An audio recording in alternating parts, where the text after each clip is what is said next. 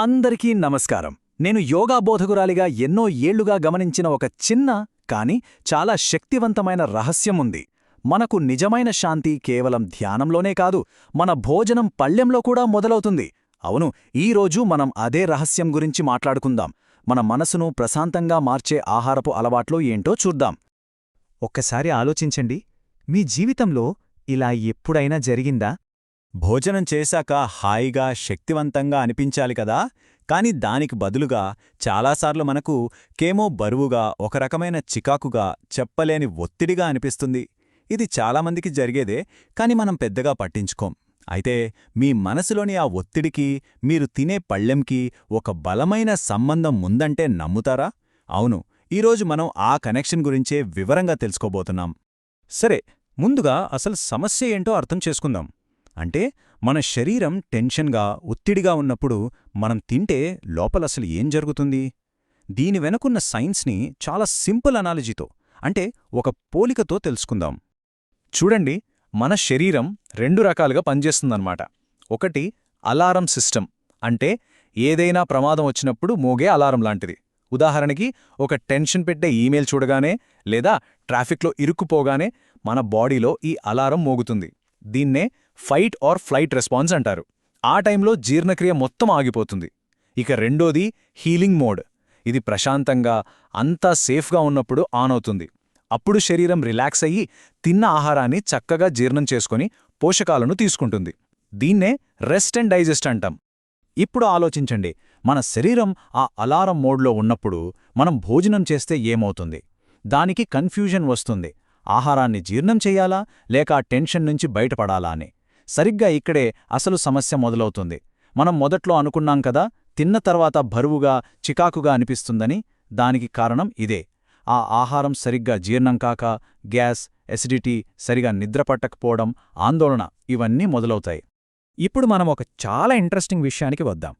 మన పొట్టని రెండో మెదడు అని ఎందుకంటారో మీకు తెలుసా?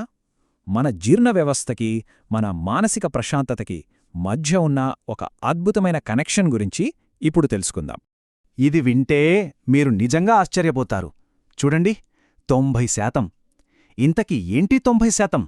మనని సంతోషంగా, ప్రశాంతంగా ఉంచే సెరోటోనిన్ అనే హార్మోన్ ఉంటుంది కదా, అందులో 90% మన మెదడులో కాదు, మన పొట్టలో, అంటే మన జీర్ణ వ్యవస్థలో తయారవుతుంది.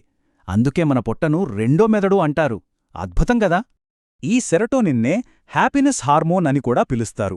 మన మూడ్ని ఓండింగా, మనల్ని ప్రశాంతంగా ఉంచడంలో దీని పాత్ర చాలా ముఖ్యం. సో దీన్ని బట్టి మనకేమర్థమవుతోంది? మనం ఒత్తిడితో తిన్నప్పుడు జీర్ణ వ్యవస్థ దెబ్బతింటుంది. దాంతో సెరటోనిన్ ఉత్పత్తి కూడా పడిపోతుంది.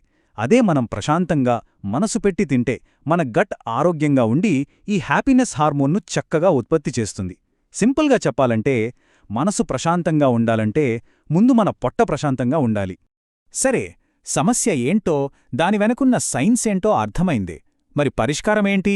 మన శరీరాన్ని ఆ అలారం మోడ్ నుంచి హీలింగ్ మోడ్లోకి మార్చడానికి నేనిప్పుడు 3 చాలా సులభమైన, పాటించడానికి వీలైన అలవాట్ల గురించి చెప్తాను. మొదటిది, చాలా ముఖ్యమైనది, పరధ్యానం లేకుండా తినడం. అంటే టీవీ చూస్తూనో, ఫోన్ చూస్తూనో తినకూడదు. ఇక్కడ చూడండి ఈ చార్ట్ని. మనం ఫోన్ చూస్తూ తిన్నప్పుడు మన ఒంట్లో ఒత్తిడిని పెంచే కార్టిసాల్ అనే హార్మోన్ ఎంత ఎక్కువగా ఉందో, అదే ప్రశాంతంగా మనసు పెట్టి తిన్నప్పుడు అది ఎంతగా పడిపోయిందో గమనించండి. ఈ కార్టిసాల్ తగ్గితే మనకు రాత్రి నిద్ర కూడా చాలా బాగా పడుతుంది. సో తినేటప్పుడు మీ ఫోకస్ అంతా కేవలం ప్లేట్లోనే ఆహారం మీదనే ఉండాలి. ఇక రెండో అలవాటు, నెమ్మదిగా నమలడం. ఇక్కడ కనిపిస్తున్న నంబర్ చూడండి, 20 నుంచి 30. అదేంటనుకుంటున్నారా? అదే మన టార్గెట్. ప్రతి ముద్దని కనీసం 20 నుంచి 30 సార్లు నమలాలి. ఇది వినడానికి సింపుల్గా ఉన్నా మన నాడీ వ్యవస్థను ప్రశాంతపరచడానికి ఇదొక అద్భుతమైన మార్గం.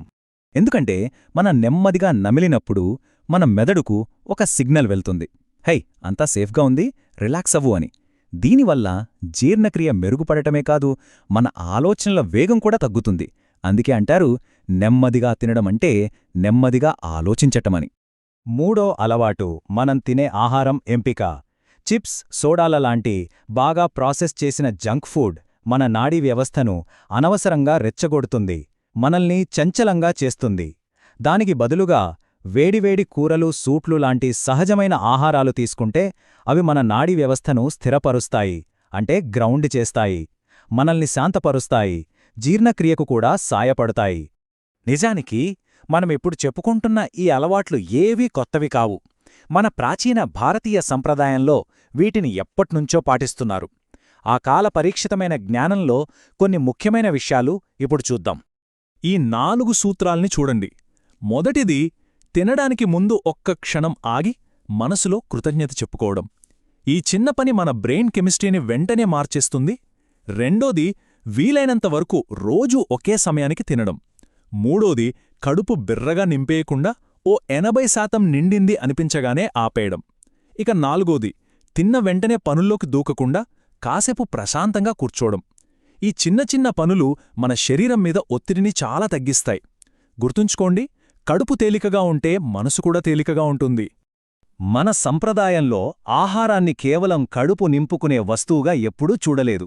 దాన్ని ప్రసాదం అన్నారు, అంటే దైవానికి నివేదించిన పవిత్రమైనది.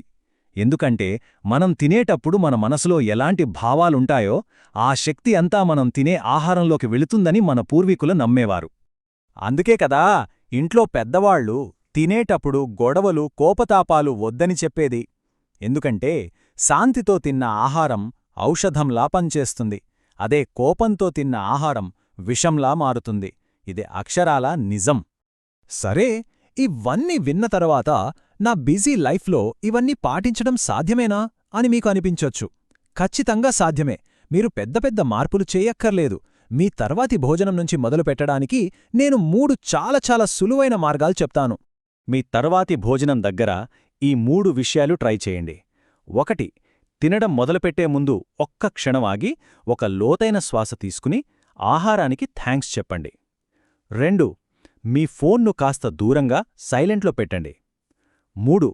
మొత్తం భోజనం కాకపోయినా కనీసం మొదటి 5 ముద్దలైనా సరే చాలా నెమ్మదిగా దాని రుచిని, వాసనని ఆస్వాదిస్తూ నమలండి.